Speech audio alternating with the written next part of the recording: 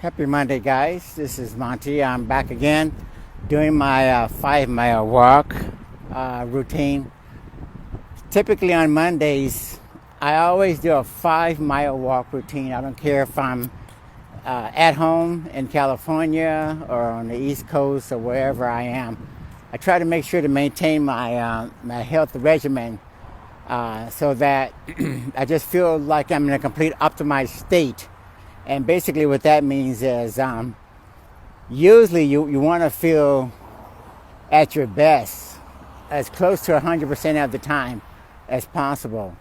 That means you're eating, sleeping, resting to the best of your ability. So that means get high quality food, get a sufficient amount of rest, surround yourself by people that are positive, and push yourself to higher and higher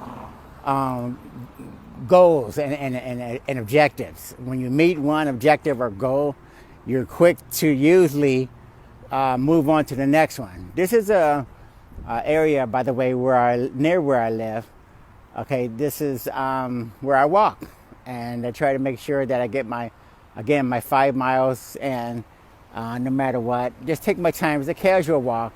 This is pretty much the only cardio that I usually do, so I appreciate doing it on my Mondays. So this is what I recommend for you guys if you want to also make sure you're on peak health and so that you're feeling good about yourself and meeting your goals and objectives. It's not enough to put all the emphasis on financial and accumulating money just for the sake of accumulating money. That's one approach, but it's not really a means to an end.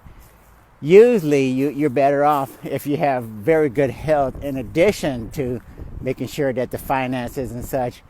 Someone told me a long time ago that if you are a very charismatic person, very positive person, and you're giving to others, etc., you would typically attract whatever it is that you're seeking out. So just make sure that you stay positive, that you're willing to give and help others. Usually that means you're going to be okay. You're not going to have a problem meeting your financial health objectives, whatever they are. Again, because you're willing to give and help others, and people seek out people who help others and that are positive and motivated. That's usually not an issue. So getting back to where we were, a lot of people, for instance, ask me, how do you do it, Monty? What are some of the tips and the suggestions that that you follow and that you recommend for others who want to get in shape, establish a good diet and nutrition and all that? Well, I have to say that you have to invest in yourself, invest in your health education when it comes to learning about supplements, when it comes to learning about high quality foods, when it comes to learning about proper exercise. Basically, the amount of time and effort that you put into these things, that means that's going to determine for the most part what you get out. So as you do your deep dive into, for instance, supplements, make sure that you read and research and compare notes with other people and see for yourself what are some of the things that you need to get inside your pantry at home, okay? Whether it be astragalus, whether it be ashwagandha, whether it be shilajit, whether it be lion's mane for the brain focus, creatine to help put on muscle and such. Make sure you understand not only what to take, but try to figure out why you're taking these things, okay? If you're taking creatine, what is its role in your body? What are the experts saying about creatine? I mean, look at the good, the bad, and the ugly. And as far as any supplement, all the things that you do, you try to do a deep dive and approach it academically, educationally, I need to know the good and the bad about all these things, okay? And then be a patient advocate. When you go see your doctor for your physical appointments, etc., get knowledge in front of you and make sure you ask the doctor about things. I don't care if they are just, Western oriented or something. Talk to them about the things that you're concerned about. If you want to know about homeopathy and that piques your interest, or you want to know about Ayurvedic, that piques your interest. If you want to know about, natural organics, push that past your doctor.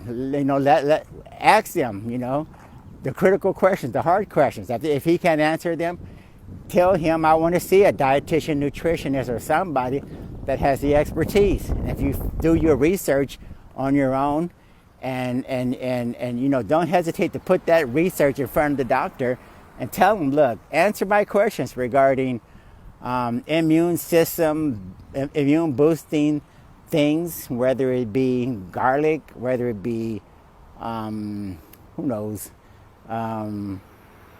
there's a bunch of things, turmeric, whatever, things that are boosting the immune system. See if they know about it. I don't care if you get a dietitian, nutritionist in front of you, pick their brains, challenge them, and see whether they're qualified to assist you. Some people are better than others as far as, these professionals, these experts. If they seem like they're knowledgeable, if it seems like they've done their homework, if it seems like, your chemistry matches with theirs, and they're a good partner to work with you on your health, then great. But if you get a doctor or a nutritionist or somebody in front of you, and you guys don't jive very well, then obviously you probably want to consider moving on, because these are partners in your quest to optimize your health and your diet and the nutrition. So make sure the partners that you're working with, you're on the same page, okay?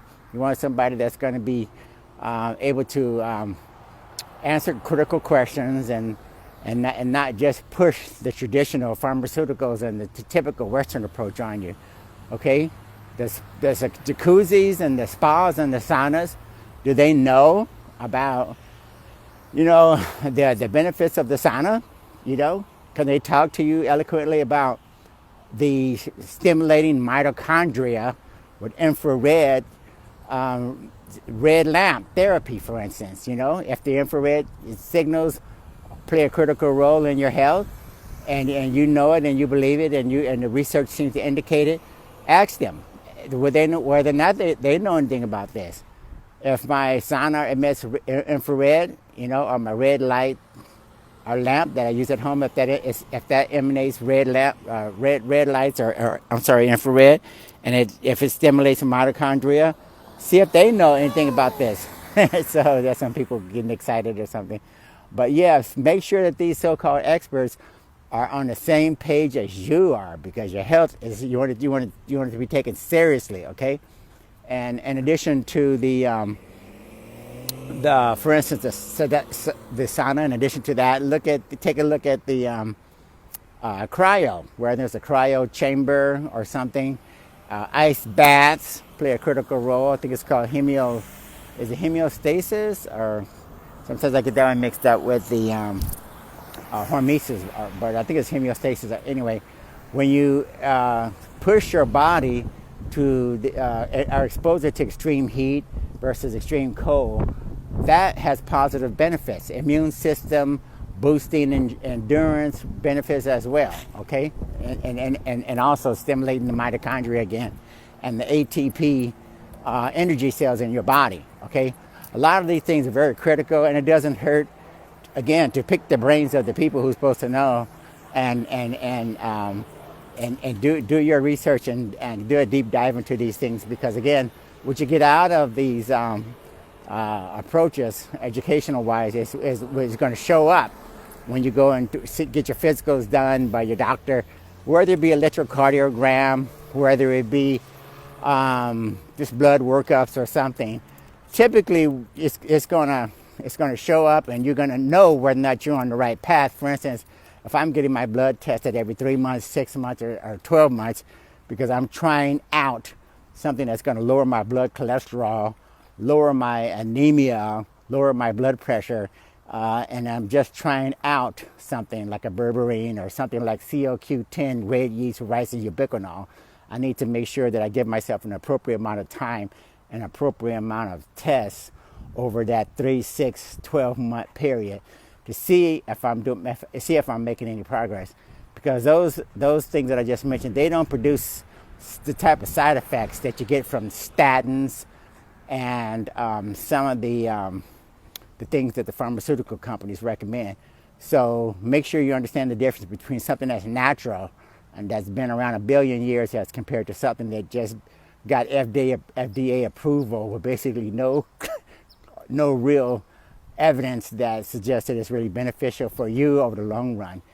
Most everything that the pharmaceutical companies can produce is already available in nature. You just got to find it. Find out what the active ingredients are in those medicines and pharmaceuticals, and just make sure you go to nature. You get your hands on the mushrooms, get your hands on the garlic and the ginger and the turmerics and everything, because those natural ingredients are extracted a lot of times and put into the pharmaceuticals, and that's all they're doing. They're just basically giving you something that's patented and trademarked and marked up 50 times, and then you pay for it, or your insurance company pays for it, and basically you get garbage because of all the synthesized chemicals and such that create all these side effects, which have to be treated by other pharmaceuticals. So that's a vicious cycle. So anyway, I just wanted to chime in with you guys and let you know that, this is all about your health, our health. Let's make sure we optimize our health. There's no reason why you can't be in the ultimate state of health and physical well-being. Okay, a lot of times, we want to make money, we want to go to work and follow that routine, but if that's not making you feel like you're really participating in life and getting all you can out of life, it's probably because as I know, that something's missing, and that typically means we need to take care of ourselves and make sure we feel good inside and outside, and the money a lot of times will come as long as you have optimized your health and you get your spiritual balance, and you got your and you're trying to help others, and everything else typically follows. So anyway, we're going to sign off and concentrate on taking that walk, and go to my Facebook page, go to my website, and do a search on my website. Do a search on the things under the health category, or go to my Facebook page and look at the videos on working out in the gym, and you can see my last session where I put in probably 10 hours. I think I started off at 8:30 in the morning on last Wednesday, or Wednesday before last Wednesday, I think it was, and I stayed until 10 p.m. Documenting all of my various exercise routines for you guys.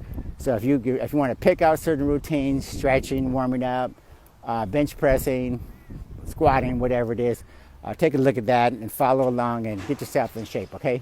Thanks, you guys. Take care.